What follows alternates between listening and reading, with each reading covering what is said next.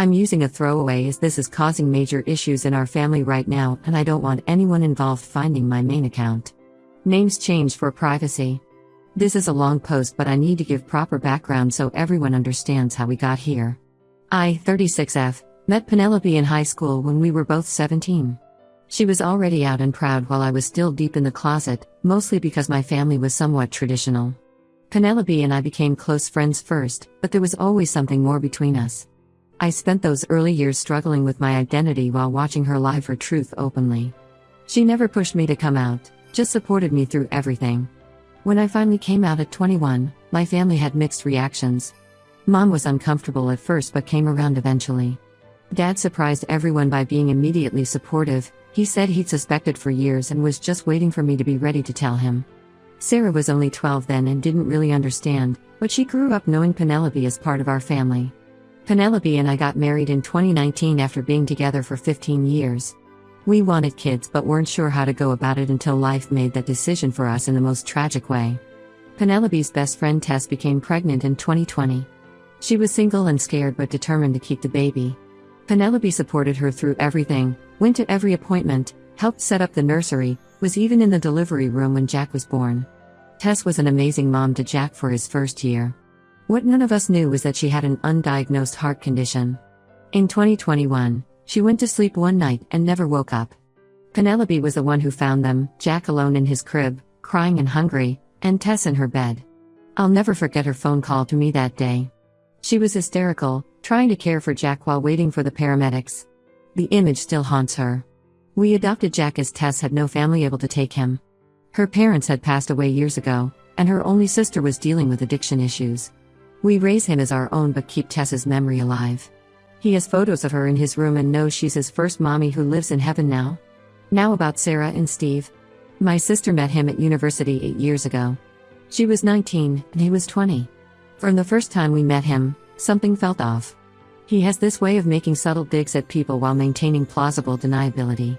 He'll say something cruel and then claim he's just being honest or that people are too sensitive.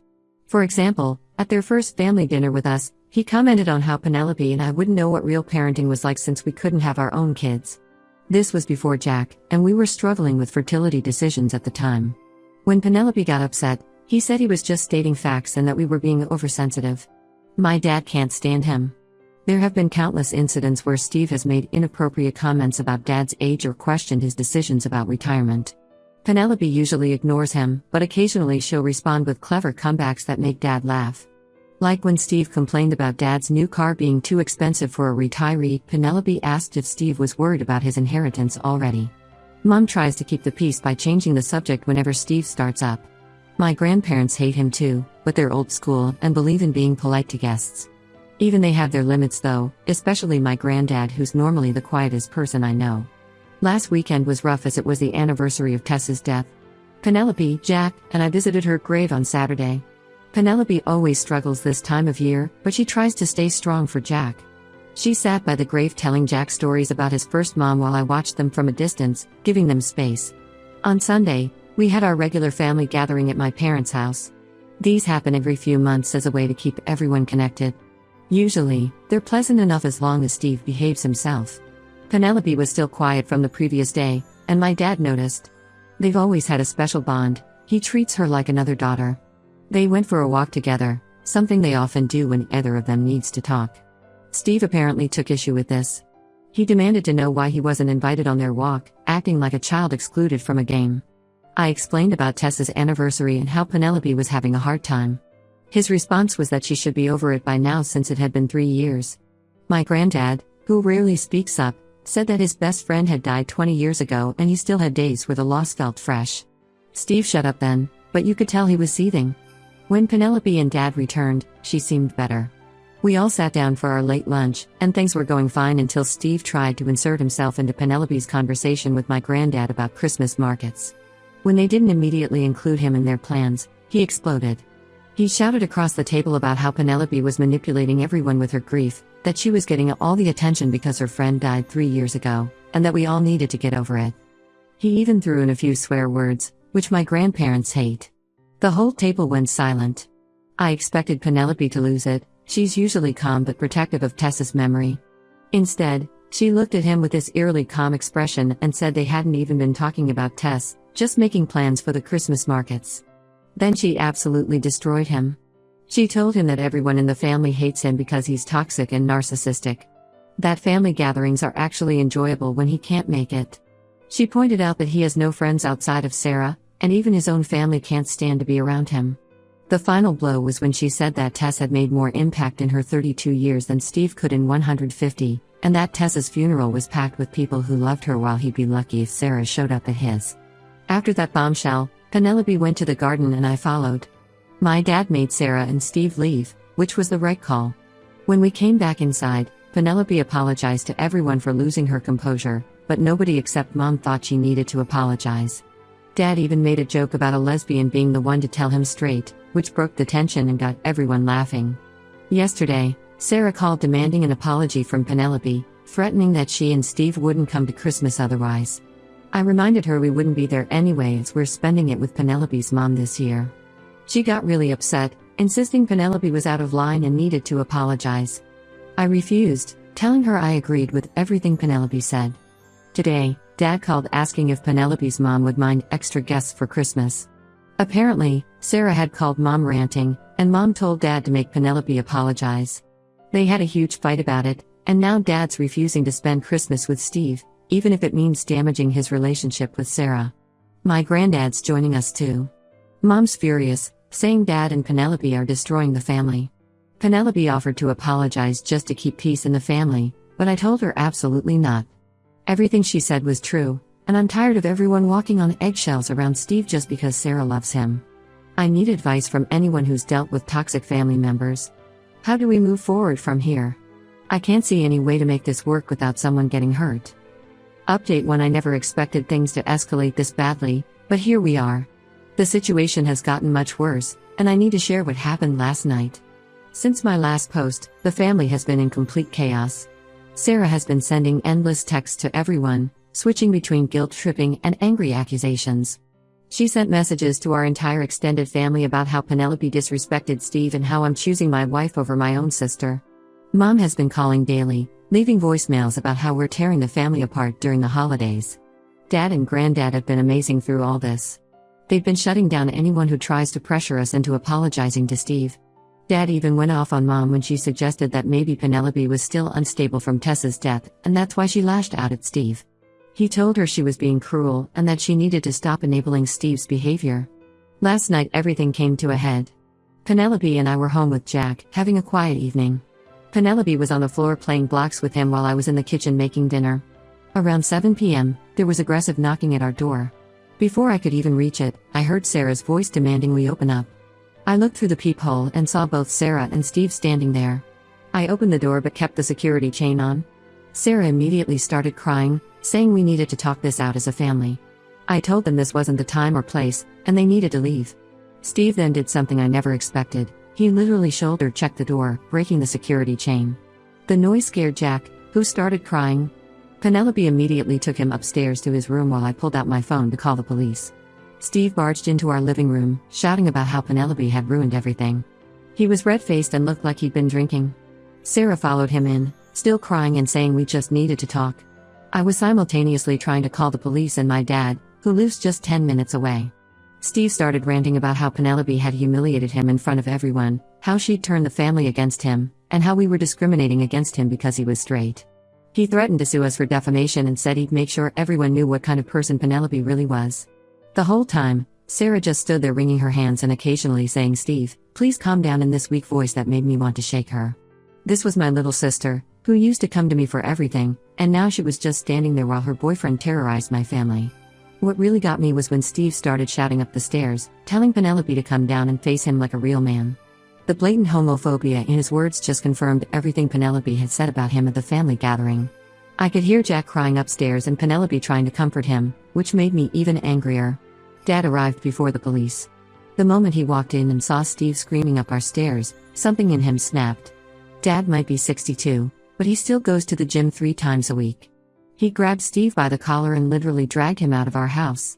Sarah followed them, screaming at Dad to let go of Steve. The police arrived just as Steve was threatening to press charges against Dad for assault.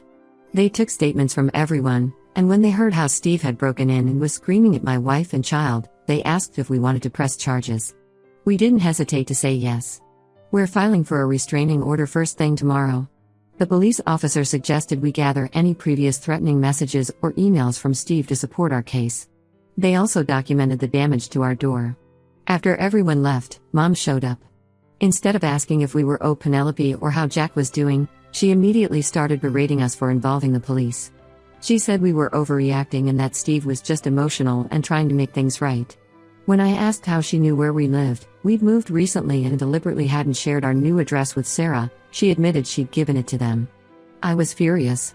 We kept our address private specifically because of Steve, and Mom had just handed it over without our permission. When Dad found out, he lost it. He told Mom she'd betrayed our trust and put her grandchild in danger.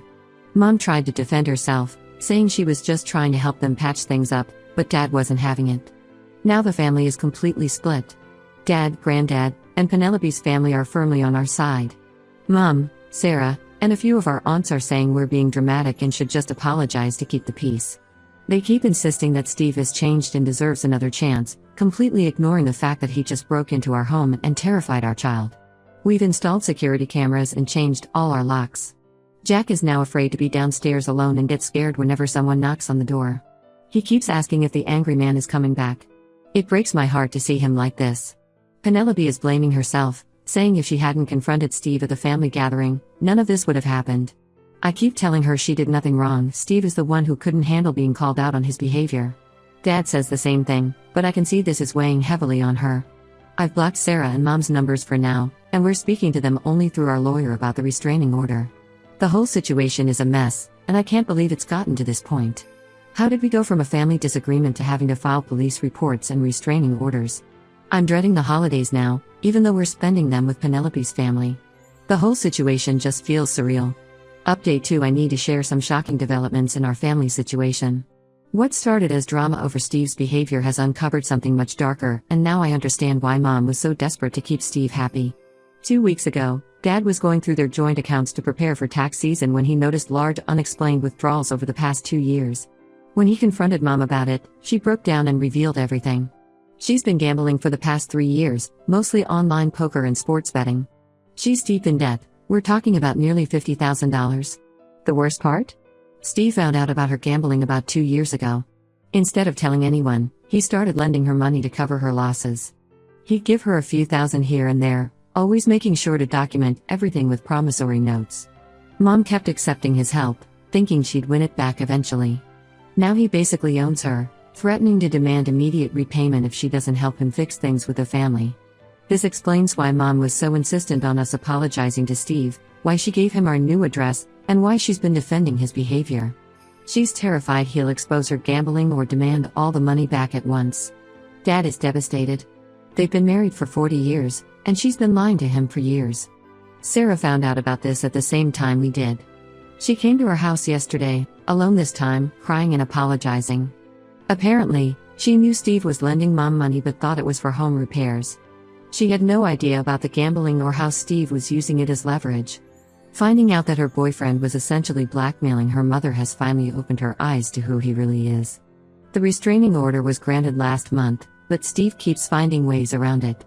He creates new email addresses to contact us, uses different phone numbers to call, and even tried to reach Penelope through her work LinkedIn profile. He's gone from demanding an apology to making threats about exposing family secrets. Last week, he started spreading rumors at Penelope's workplace. He contacted several of her colleagues through social media, suggesting that she's mentally unstable because of Tessa's death, and that's why she attacked him at the family gathering. He even implied that we shouldn't have custody of Jack because of Penelope's issues. Thankfully, Penelope's boss is supportive and has documented everything for our lawyer. Dad has moved in with us temporarily. He can't stand being in the house with Mom knowing she's been lying to him for years.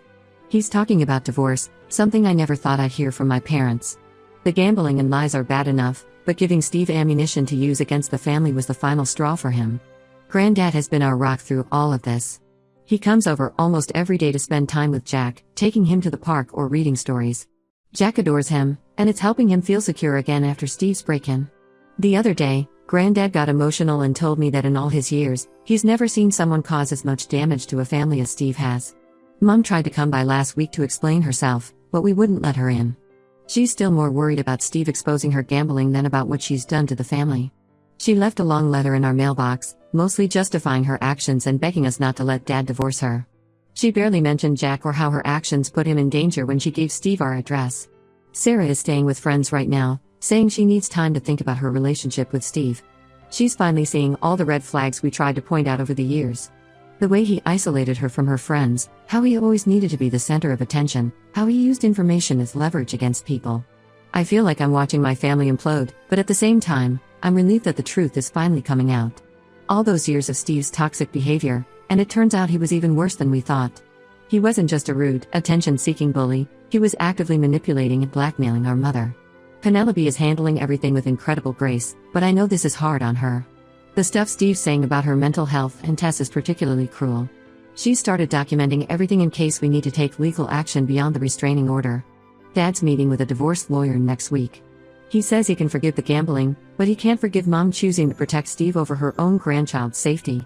I never thought our family would end up like this, but I guess you never really know what people are capable of until they show you. Update 3. This will be my final update on the situation. A lot has happened in the past 3 months, and I think it's time to share how everything turned out. Dad went through with the divorce after discovering Mom had taken out several loans in his name to cover her gambling debts. She'd forged his signature on loan documents, which made his decision final. The divorce proceedings revealed she owes over $80,000 to various lenders, including $15,000 to Steve. Dad had to refinance their house to pay off the loans in his name, but he's done supporting her financially. Sarah finally left Steve last month. The breaking point came when she found emails between him and Mom where he'd explicitly threatened to ruin our family if Mom didn't help him get back into everyone's good graces. He'd been documenting everything for years, keeping evidence of Mom's gambling and loans as insurance. Sarah said reading those emails made her physically sick. She couldn't believe she'd wasted 8 years with someone so manipulative. Steve didn't take the breakup well. He tried to use the evidence against Mom anyway, but by then everyone already knew about the gambling. When that didn't work, he started showing up at Sarah's workplace. She had to get her own restraining order after he slashed her tires. Mom moved in with Aunt Linda and claims she's getting help for her gambling addiction. She sends emails every few weeks, usually when she's feeling guilty. They're always the same, apologizing for the loans but defending giving Steve our address because she just wanted the family to heal. She still doesn't seem to understand the gravity of putting Jack in danger. Dad found a small apartment near us and sees Jack almost every day. The divorce was hard on him, but he's doing better now. He joined a gym with Granddad and started taking cooking classes. Penelope's mom has practically adopted him. She invites him over for dinner twice a week and they've become great friends. It's nice seeing him smile again. Penelope decided to look for a new job after Steve's smear campaign at her workplace. Even though her boss was supportive, the rumors affected some client relationships. She found a better position at a larger company with better pay, so Steve actually did her a favor in the end. The new company even offers better adoption benefits, which we're considering using in the future. Jack is doing much better after 6 months of play therapy. He's not afraid of visitors anymore, though he still prefers when people call before coming over. He asks about Mom sometimes, but he's happy spending time with Penelope's mom and dad. Granddad is still his favorite person. They have a standing date every Saturday morning for pancakes and cartoons. We've maintained no contact with Mom and blocked anyone who tried to defend Steve's actions or pressure us into reconciling. Some family members think we're being too harsh, but they weren't there when Steve broke down our door and terrified our son. They didn't see how Mom chose protecting Steve over Jack's safety. Sarah is in therapy now and has apologized to Penelope multiple times. We're cautiously rebuilding our relationship with her, but it's going to take time. She's focusing on herself right now, got a promotion at work and started taking classes to finish her degree. Sometimes I feel sad about how everything turned out, especially for my parents. 40 years of marriage ended because Mom couldn't admit she needed help. But I know we made the right choice standing our ground. Our family is smaller now, but it's stronger and healthier without the toxic influences. Steve still tries to contact us occasionally through new numbers or emails, but we document everything and forward it to our lawyer without responding. The latest we heard, he moved back in with his parents in another state. Good riddance. Penelope and I are focusing on our future now. We're considering adopting another child once Jack is a bit older. After everything that's happened, we've learned that family isn't about blood or obligation, it's about choosing to love and protect each other, no matter what.